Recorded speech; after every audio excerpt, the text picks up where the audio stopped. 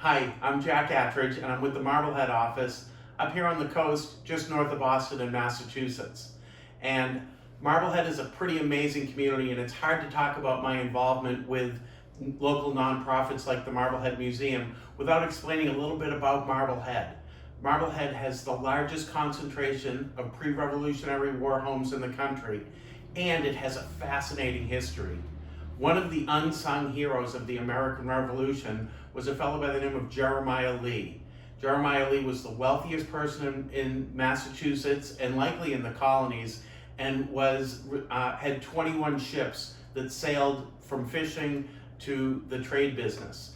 And during the Revolution, when we were short on weapons and we were short on gunpowder, Jeremiah Lee put himself out there and connected us with Dutch arms and munitions from Holland through France and Spain. And it was really a tipping point in the American Revolution when we were able to get those supplies. We're also famous for a couple of other guys. General John Glover rode Washington across Trenton in that Christmas Eve, Christmas morning attack against the Hessians. He also saved Washington a few times and fought at Ticonderoga and in the Battle of Rhode Island.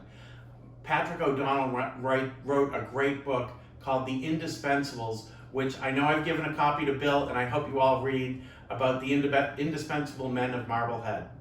Now, what have I done in Marblehead history? Well, my family goes back 13 generations, which is quite impressive. My great-great-grandfather fought in 14 battles of the Civil War, and Marblehead has always been known for its patriotism. I'm the current town moderator, which is actually a position that Jeremiah Lee held as well. At the same time, Marblehead has the Marblehead Museum, which I was president and a board member for about 15 years, starting about 20 years ago. Jeremiah Lee's home was just as large as he was. It has original paneling. It has some of the oldest in-place hand-painted wallpaper in the country. And it's really cherished today, not just as a local house museum resource, but a regional and national resource as well. Some of my biggest accomplishments was definitely the reorganization of our staff.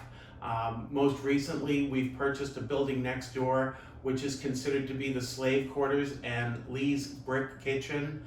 We're undertaking an extensive renovation on that property right now so that we can reinterpret history and add to our collection of over 60,000 articles. A couple of years ago, we got together a large gala and we raised over $250,000. There's great, tremendous community support for Marblehead history. Marblehead has a historic commission. We have our Marblehead Museum, which used to be the Historical Society. And we also have an Old and Historic District Commission that protects those homes that I told you about in our historic district. I hope you come up to Marblehead. If you ever need any help with business up here, please feel free to reach out. We've got about 20,000 people in 4.5 square miles, and we've got some of the most amazing waterfront in the world. Prime time right now, the harbor's filled up, and our Festival of Arts takes place over the 4th of July, and it's just an amazing place, and I appreciate the opportunity to share a little bit about myself. Thank you.